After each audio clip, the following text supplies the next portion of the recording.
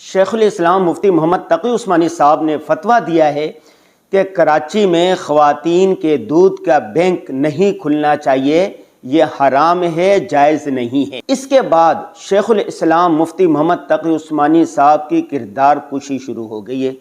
بہت سارے ملحد، لبرلز، آنٹیاں اور لوگ، حضرات اور سوشل میڈیا پر بیٹھے ہوئے خدا بیزار لوگ شیخ الاسلام پر طرح طرح کے اعتراض کرنے لگے ہیں۔ مثال کے طور پر ایک نے یہ پوسٹ لکھی کہ شیخ الاسلام مفتی محمد تقی عثمانی صاحب بھینس کا دودھ پیتے ہیں تو کیا بھینس کا بچہ شیخ الاسلام صاحب کے بھائی بن گئے؟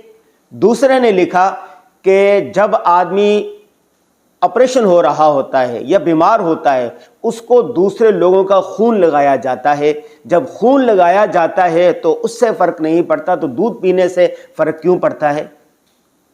اصل بات یہ ہے کہ وہ مغرب کی نقالی میں، غیر مسلموں کی نقالی میں یہ سب باتیں کہہ رہے ہیں۔ دین اسلام تو ان لوگوں کے لیے ہے جو اللہ کو ماننے والے ہیں، اللہ کے رسول کی بات ماننے والے ہیں۔ جس چیز سے اللہ کے نبی نے، دین اسلام نے منع کر دیا، اس کو حرام قرار دے دیا، اس سے ناجائز قرار دے دیا، بس وہ حرام ہیں، اس پر مزید بات نہیں کرنی چاہیے۔ یورپ میں 3 قسم کے بینک ہوتے ہیں۔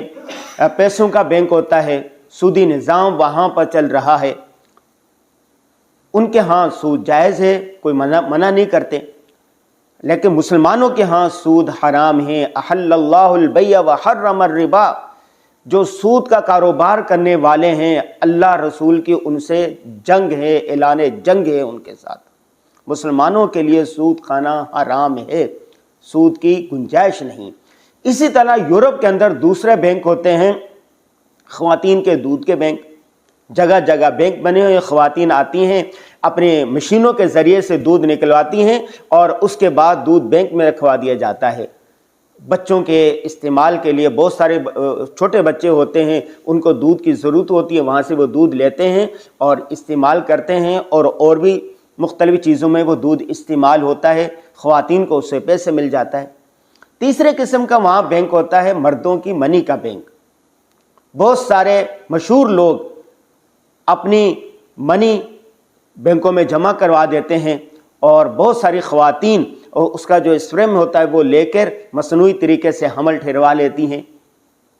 تو وہاں پر تو یہ سب چل رہا ہے کہ پیسوں کے بینک بھی ہے، سود بھی چل رہا ہے، عورتوں کا دودھ بھی بک رہا ہے، مردوں کی منی بھی بک رہی ہے، ہر چیز قابل فروخت ہے۔ کیوں؟ وہ غیر مسلم ہیں، ان کے ہاں حلال حرام کا، جائز ناجائز کا کوئی تصور نہیں۔ وہ ملحد ہیں، خدا کو نہیں مانتے، ان کے ہاں کوئی تعلیم نہیں ہے، آسمانی تعلیم نہیں ہے۔ یہودیوں نے اپنے مذہب کو چھوڑ دیا، عیسائیوں نے اپنے مذہب کو چھوڑ دیا، اب وہاں پر خدا بیزار لوگ ہیں، وہاں پر ملحد ہیں، لبرل لوگ ہیں جو کسی مذہب دین کو ماننے والے نہیں ہیں۔ اولئک کالانعام بل ہم اضل، وہ جانوروں کی طرح زندگی گزار رہے ہیں بلکہ اس سے بھی بدتر ہیں، ان کے ہاں کسی چیز کا لحاظ نہیں ہے۔ لیکن ہم مسلمان ہیں، اللہ رسول کو ماننے والے ہیں، دین اسلام نے ہمیں ایک مکمل ضابطۂ حیات دیا ہے کہ زندگی پیدائش سے لے کے موت تک لمحہ بلمحہ کس طرح گزارنی ہے، ایک پورا ضابطۂ حیات ہمارے پاس موجود ہے۔ قرآن پاک میں تمام چیزوں کو بیان کر دیا گیا ہے کہ حلال کیا ہے، حرام کیا ہے۔ اس کی تشریح رسول اللہ صلی اللہ علیہ وسلم نے کر دی اور عملاً کر کے بتا دیا کہ یہ چیز حلال ہے، یہ حرام ہے، یہ جائز ہے، یہ ناجائز ہے۔ العلماء ورثۃ الانبیاء، علماء کرام انبیاء کے وارث ہوتے ہیں، وہ دین کی صحیح تشریح کر کے بتاتے ہیں کہ یہ جائز ہے، یہ جائز نہیں۔ چنانچہ مغرب کے نقالی میں چند مہینے پہلے کراچی میں خواتین کے دودھ کا بینک کا افتتاح کیا جانے لگا۔ شیخ الاسلام مفتی محمد تقی عثمانی صاحب کو پتہ چلا اور انہوں نے فتویٰ دیا کہ یہ دودھ کا، خواتین کے دودھ کا بینک بنانا یہ شرعاً جائز نہیں ہے۔ پورا تفصیلی فتویٰ موجود ہے، دارالعلوم کراچی کی ویب سائٹ پہ جا کے دیکھ سکتے ہیں اور اس کو پڑھ سکتے ہیں۔ فَاسْأَلُوا أَهْلَ الذِّكْرِ إِن كُنتُمْ لَا تَعْلَمُونَ، اگر تمہیں معلوم نہیں ہے اہل علم سے پوچھ لو، پوچھ کر زندگی گزارنی چاہیے۔ چنانچہ اس کے بعد اس بینک کے بنانے والے جو لوگ تھے انہوں نے شیخ الاسلام مفتی محمد تقی عثمانی صاحب کی پکار پر، ان کے حکم پر، ان کے فتوے پر لبیک کہا اور وہ بینک بننے سے رک گیا۔ لیکن یہ سوشل میڈیا پر بیٹھے ہوئے لبرل دانشور شاہ سے زیادہ شاہ کے وفادار ہو رہے ہیں اور شیخ الاسلام صاحب کی کردار کشی کر رہے ہیں اور بھنت بھنت کی بولیاں بول رہے ہیں۔ یہ منہ اور مسور کی دال،